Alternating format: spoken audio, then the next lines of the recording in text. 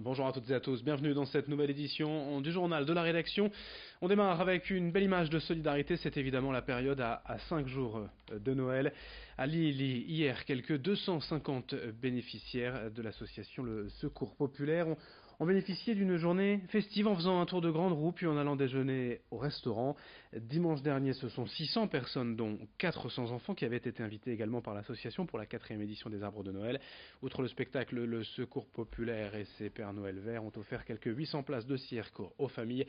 Explication quant à ces cadeaux et cette solidarité au micro de Margot Seilly. Alors ce qui se passe ce matin, et ce qui se passe plus particulièrement cette année, c'est que la Grand Roue fête ses 30 ans de présence au cœur de la ville de Lille. Et pour cet anniversaire, on a voulu à notre tour aussi faire un cadeau à la population. Donc j'ai rencontré Jean-Louis Calins et j'ai été touché par son association et qui m'a dit voilà, on a une famille qui part manger à l'Omnia. Et je dis mais qu'est-ce qu'ils vont faire avant? Qu'ils passent chez nous. Et comme ça, ils auront des choses à échanger à table. Et quand je vois le sourire des enfants, vous les entendez derrière moi, les cris et les fous rires, voilà, je pense que l'opération est gagnée. Il faut que ce soit un Noël solidaire. On est maintenant, depuis quelques années, avec des associations pour que justement que ce soit une fête pour tous. Et on s'est dit, cette année, 30 ans, ce sera 3000 invitations qui seront distribuées à ceux qui n'ont peut-être pas la chance d'accéder au centre-ville et à tous ces plaisirs. Oui, c'est la première fois et j'ai un petit peu peur, mais oui, ça y est, c'est très beau aujourd'hui. C'est magnifique.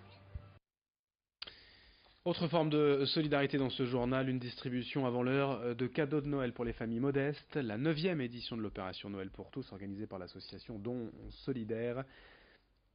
Créée en 2004, cette structure récupère tout au long de l'année des produits auprès de diverses entreprises pour les confier ensuite à des associations. Tous les produits sont neufs, non périssables, des produits d'hygiène, des vêtements, des jouets. L'an dernier, près de 6 millions de produits avaient été ainsi récupérés par Dons Solidaires, soit une valeur d'environ 34 millions d'euros. Il s'agit aussi parfois d'invendus. Et à ce propos, la loi pourrait bien changer, en tout cas c'est ce que souhaite cette responsable de l'association au micro d'Edil Guenaille. Notre ambition, c'est vraiment que chaque enfant, même en situation de précarité, puisse avoir un jouet neuf à Noël. Et tout au long de l'année, on récupère toutes sortes de produits. Donc c'est vraiment des produits d'hygiène, d'entretien, des vêtements. On est là pour offrir une solution solidaire en fait aux entreprises qui vont nous donner plutôt que détruire leurs invendus. On a distribué 6 millions de produits non alimentaires cette année, dont 7 millions d'euros de produits dans le cadre de Noël et 34 millions sur toute l'année si on compte les produits d'hygiène, d'entretien et tous les produits de première nécessité qu'on distribue. L'actualité cette semaine, c'est aussi à Los, près de Lille, une bataille engagée entre la mairie et les habitants du quartier des Oliveaux. 5 bâtiments doivent être prochainement détruits, dont la tour Kennedy, symbole du quartier. 400 nouveaux logements seront construits en remplacement. Cela va durer quand même un certain temps puisque les opérations de relogement débuteront en janvier par des entretiens individuels entre chaque locataire et partenaire. Et vous allez le voir, beaucoup ne sont pas d'accord. Avant de voir les nouveaux logements disponibles et les tours démolies, la mairie de Los évoque un projet d'au moins une douzaine d'années. On écoute d'ailleurs une responsable de la mairie au micro de Vincent Vieillard. Malgré tous les efforts de Partenord, il y a des difficultés à maîtriser ce phénomène parce que les cafards se reproduisent très, très facilement. Il y a également, bien entendu, d'autres raisons d'abattre la tour parce que une invasion de cafards n'est pas un motif suffisant.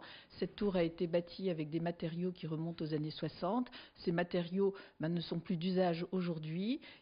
C'est une tour qui est également inaccessible parce que les ascenseurs s'arrêtent au demi-étage. Donc pour les personnes âgées qui vivent dans la tour, qui sont là par exemple depuis le départ et qui sont aujourd'hui, qui ont avancé en âge, eh bien l'accès à la tour, à l'appartement est difficile, de même que pour les familles avec des jeunes enfants ou pour les personnes porteuses de handicap.